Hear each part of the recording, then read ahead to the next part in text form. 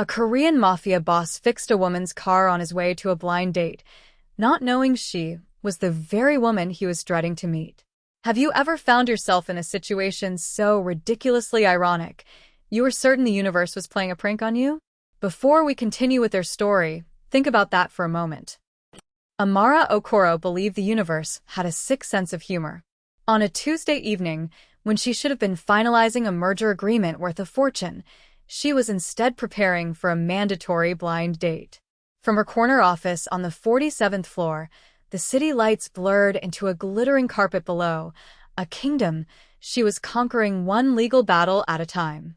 The snow, which had started as a gentle flurry, was now a swirling curtain of white. She hoped it might be her excuse to cancel, a sign from a higher power than her best friend, Felicia, who had arranged the whole thing. "He's a good man, Amara," Felicia had insisted. "Successful, from a very respectable family. Just give him a chance," Amara had scoffed. At 29, she was a senior associate on the fast track to partner, a reality built on sleepless nights and a will of steel. A beautiful and brilliant African woman, she had no time for romance, which she saw as a messy distraction. The man's name was Kenji Tanaka. His profile was frustratingly vague, listing him as an importer/exporter, which could mean anything. She hated being set up and hated being told what was good for her. A text from Felicia buzzed. "He's on his way. Don't you dare cancel." Amara sighed. Fine. She would go, be polite, and be gone in under an hour. Across town, in a garage that smelled of motor oil and old leather, Kenji Tanaka felt the same dread. He wiped grease from his calloused hands with a rag, his eyes on a restored 1960s Mustang. Here, he wasn't the heir apparent to the Jade Serpent Syndicate, the powerful mafia his grandfather had built. He was just a mechanic, a man who understood the honest logic of an engine. His grandfather's order had been clear. "You will meet this woman. Her family has connections. This alliance will be beneficial." Kenji knew it wasn't about love. It was a strategic move on a chessboard he never wanted to play on. He was 35 and had spent years walking a tightrope between the brutal laws of his family's business and the simple peace he found in this garage. The woman, a lawyer named Amara Okoro, was an unknown. He imagined someone cold and calculating, just like the people in his world. He much preferred the company of a stubborn engine to a strategic dinner conversation. He pulled off his work coveralls, revealing a simple black Henley and dark jeans. Waiting for him was his other uniform, a perfectly tailored black mafia suit and a crisp white collared shirt, the armor he wore for his other life as a powerful Korean mafia boss in training. He hated putting it on. Looking out the grimy window, he saw the snow was coming down hard. Maybe, just maybe, the weather would give him an excuse to cancel and keep his two worlds from colliding for one more night. The snow, it turned out, was not an excuse but a trap. The drive from Amara's downtown office to the fancy restaurant, the Gilded Orchid, should have taken 20 minutes. 40 minutes later, she was stuck. She had taken a side street to avoid traffic, a tactical mistake. The poorly lit road was covered in deep, fresh snow. Her high-performance tires spun uselessly until the car slid sideways into a snowdrift with a soft thud. She was stuck. A string of curses filled the quiet car. This was the opposite of the efficient evening she had planned. Her phone had only 2% battery left, and she was wearing beautiful but completely impractical high heels. Trapped and furious, she slammed her palm against the steering wheel. Everything in her life was controlled and precise. This was messy and unpredictable. She flicked on her hazard lights and watched the blinking orange glow reflect off the falling snowflakes, feeling utterly helpless. Meanwhile, Kenji had chosen the same side street for a different reason. His reinforced black BMW was a beast built for these conditions, chewing through the deep snow with a satisfying growl. He found the storm soothing. It muffled the city's frantic pace. He was still in his work clothes, planning to change into his black suit at the restaurant. It was a small rebellion, a way of holding on to his true self for as long as possible. As he rounded a curve, he saw the blinking lights of a sleek sedan buried in a snowbank. He slowed down, his brow furrowed. His first instinct, the one conditioned by his life as a future mafia boss, was to keep driving. Don't get involved. Complications were dangerous. But the mechanic in him saw a problem that needed solving. A person needed help. With a quiet sigh, he pulled over, his powerful headlights flooding the stranded car in brilliant light. The sudden glare made Amara jump. For a second, fear flickered through her, a lone woman on a deserted street. She watched as a tall figure emerged, broad-shouldered and confident. He didn't approach her window directly, but stopped a respectful distance away, studying her car's predicament with a practiced eye. Amara cracked her window, the freezing air hitting her face. Having some trouble? His voice came, a low, calm rumble. You could say that, she replied, her voice tight with frustration. My car seems to have taken a liking to this snowbank. A hint of a smile touched his lips. The fancy ones hate the cold. All show, no grip. He walked to the back of her car, knelt, and brushed snow away from the tire with a gloved hand. Amara watched him, a mix of suspicion and gratitude swirling within her. He didn't seem like a threat. He seemed capable. There was an earthiness to him, a total contrast to the polished men in her world. You're in deep, he called out. You can call a tow truck, but you'll be waiting all night. I can probably get you out. Amara hesitated. Accepting help from a stranger went against every instinct. But the alternative was freezing to death. And what's your price? She asked, the lawyer in her automatically assessing the deal. He stood and turned to face her fully. He was handsome in a rugged, unassuming way, with a strong jaw and intelligent dark eyes. No price, he said, that small smile returning. Just trying to be a decent human being. Also, you're blocking my favorite shortcut. His light, self-deprecating humor disarmed her. She found herself smiling back, a genuine smile. All right, decent human being, she said. What's the plan? He gestured to his BMW. I've got a shovel and some traction mats. It'll mean getting a little snowy, but we can dig you out. Unless you'd rather not mess up the shoes, he glanced down at her impractical heels. The shoes can be replaced, she said with new determination. Let's do it. He gave a short, approving nod. Okay, lawyer, he said, though she hadn't told him her profession. Let's get to work. For the next 20 minutes, they worked in a surprisingly efficient rhythm. He handed her a shovel, and she looked from the tool to her expensive wool coat, then got to work. The physical labor was a welcome release from the day's stress. He worked with a powerful precision, while she was clumsy at first, but she quickly found her own rhythm.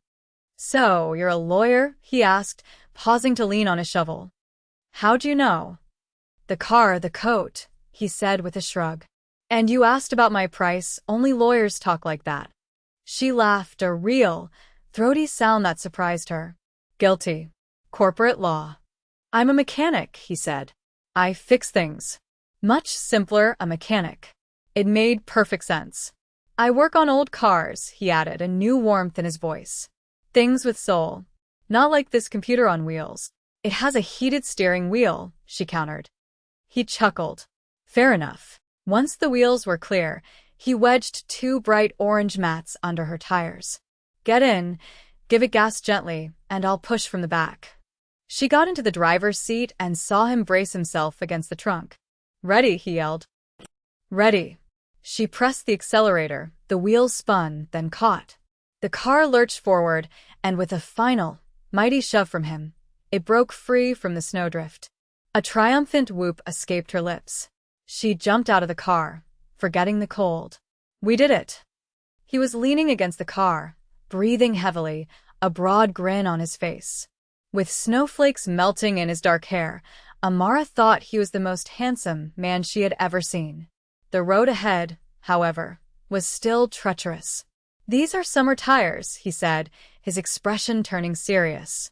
You shouldn't drive this car any further tonight. Where were you headed? I can give you a ride. Her internal alarm bells rang. Getting into a car with a stranger? But he had been nothing but kind and helpful. Trusting him felt like a better risk than trying to drive her car on the icy roads. Okay, she said. Thank you. The interior of his black BMW was warm and clean.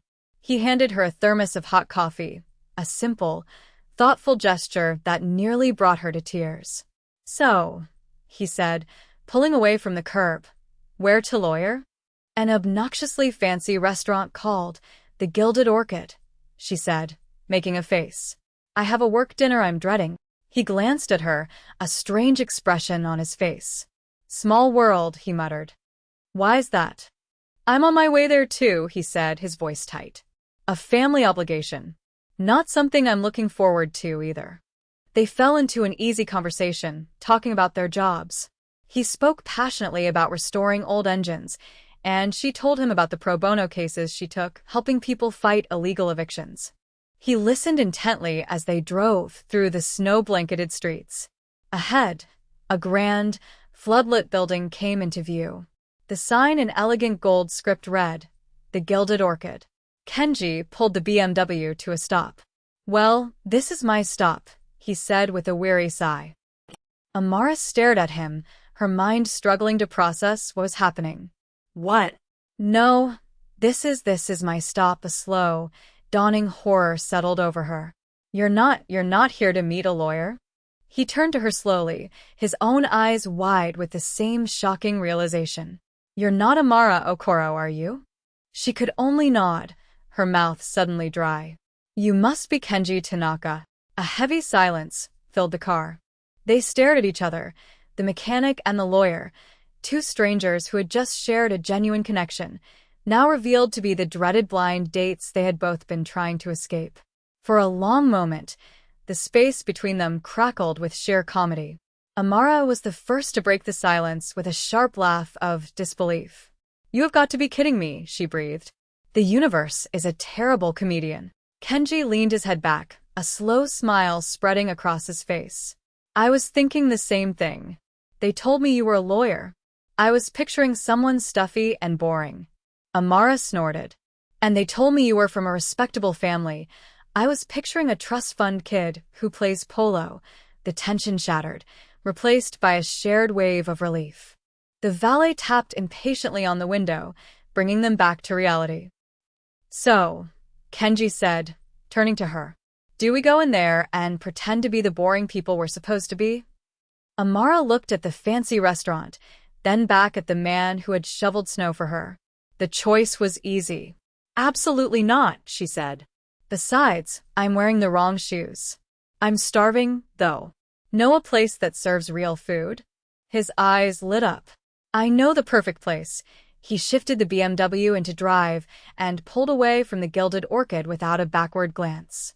He drove them to a small, brightly lit diner tucked between a laundromat and a bookstore. The moment they stepped inside, the comforting smell of coffee and sizzling bacon enveloped them. It was real, warm, and alive. They slid into a worn vinyl booth, and he ordered burgers and milkshakes for them both. Over dinner, they talked for hours. The pretense of the blind date was gone. He told her about his grandfather, a man of immense expectations, and the suffocating pressure of a legacy he didn't want. She told him about her parents, Nigerian immigrants who had sacrificed everything for her to succeed. He learned that her sharp legal mind was matched by a fierce loyalty, and she learned that his quiet exterior hid a deep desire for a simple, honest life. "I feel like I'm supposed to be negotiating a treaty right now," Kenji confessed. "Instead, I'm just happy." The word hung in the air between them. Amara felt it too. With him, she didn't have to perform. She was just Amara.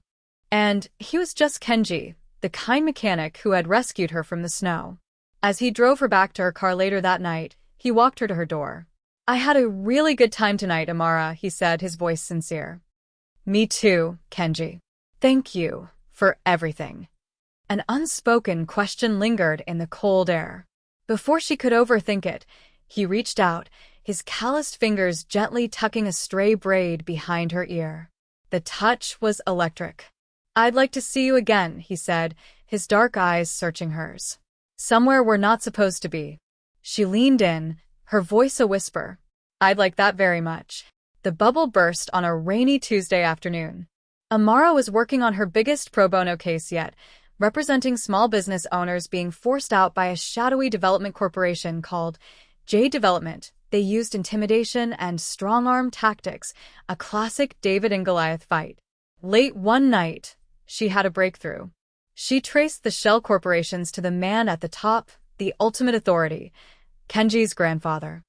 Amara stared at the name, her blood running cold. It had to be a coincidence. But a deeper search confirmed her worst fears. The respectable family was the Jade Serpent Syndicate, one of the city's most powerful criminal organizations. Jade Development wasn't just a client. It was the syndicate. Kenji wasn't just an heir. He was the heir to a criminal empire, a future mafia boss. The room began to spin. Every memory of him was now tainted. His talk of performance and family obligations, the secret phone calls. He had let her fall in love with a fantasy, the gentle mechanic, while hiding the truth of the mafia prince. She was dating the enemy, sleeping with the man whose family was destroying the lives of the people she had sworn to protect. The choice wasn't a choice at all. That evening, he came to her apartment with takeout from their favorite diner. He took one look at her pale, stony face, and his smile vanished. "Amara? What's wrong?" She stood in the doorway and held out the legal document with his grandfather's name on it. "J Development," she said, her voice hollow. "Ring any bells?" The color drained from his face. The wall between his two worlds crumbled. "Amara, I can explain." "Can you?" She shot back, her hurt igniting into anger. "Can you explain how the man who talks about honesty belongs to a family that is destroying my clients' lives? Were you ever going to tell me?" "It's not what you think," he pleaded. "I'm not like them. I hate it. I've spent my life trying to escape it." "But you haven't escaped it, have you?" she said, the words like shards of glass. "You're still his heir. Every dollar you spend, every nice suit you wear, it's paid for by their suffering." Every word was a blow. "I love you, Amara," he whispered, his voice cracking. It was the first time he'd said it. "Don't," she said, a single tear tracing a path down her cheek. "Don't you dare say that to me. We're done, Kenji. Get out." He stood there for a long moment, his face a mask of anguish, before he finally turned and walked away, leaving Amara alone with the ruins of their impossible love story. The weeks that followed were a gray misery. Amara threw herself into the case with a terrifying ferocity, fueled by coffee and heartbreak. Every document with his family's name was a fresh stab to the heart. Across town, Kenji was living in his own hell. Amara's rejection had been the brutal push he needed. Her words, "You're still part of it," haunted him. He realized that by doing nothing, he was complicit. He couldn't be the man she deserved while still tied to the syndicate. He requested a formal meeting with his grandfather, the head of the powerful Mafia family. They met in a study that smelled of old books and power. "I am stepping away," Kenji said, his voice resolute. "From the business. From the family. From all of it." His grandfather's silence was menacing. "You are my only heir. This is your birthright." "It's a cage," Kenji replied. "And the Jade Development project ends now. You will sell the properties back to the original owners." "That is not a request you can make," the old man hissed.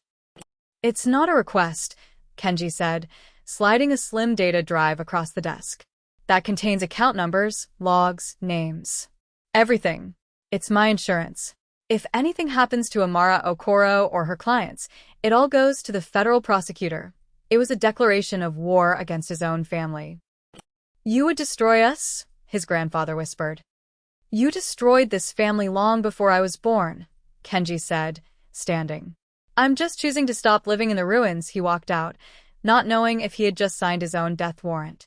All he knew was that for the first time he was the one steering his own life, and he was steering toward the honest man Amara deserved. Amara was in her office when her lead client called, his voice trembling with excitement. "Miss Okoro, they're pulling out. They're canceling the project. They offered to sell us our shops back." Amara sank into her chair, her mind reeling. It made no sense. Why would the syndicate surrender? That night, a news alert popped up on her phone. Kwon Jae-sung, patriarch of powerful import-export empire, announces unexpected retirement. Grandson, Kenji Tanaka, formally severs all ties with family business. She read the article, her heart pounding.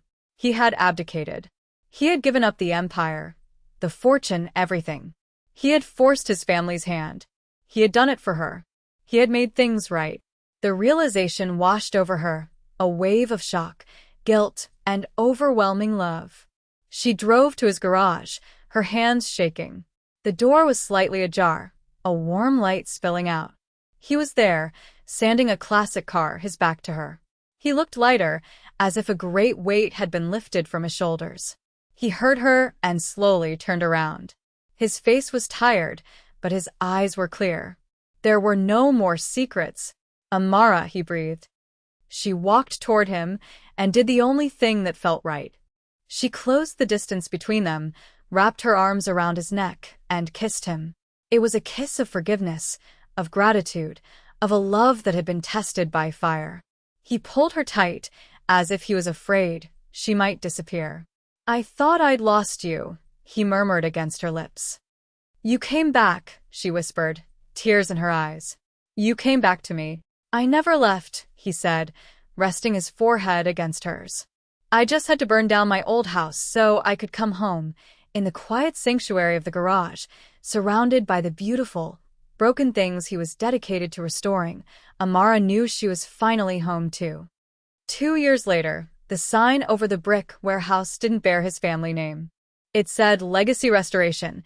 It was Kenji's quiet promise to build a new legacy of integrity. The business was a huge success. Amara, now a partner at her firm, stood in the doorway of his office, holding 2 mugs of coffee. She had learned to balance her life, and most evenings she came here, to their sanctuary. She handed him a mug, their fingers brushing. "Remember that night in the snow?" he asked, wrapping an arm around her waist. "You asked me what my price was."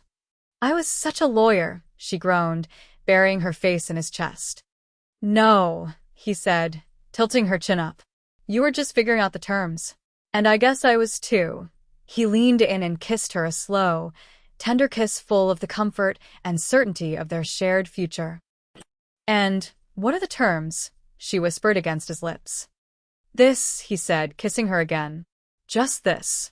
It turns out the price was everything. And it was the best deal I ever made."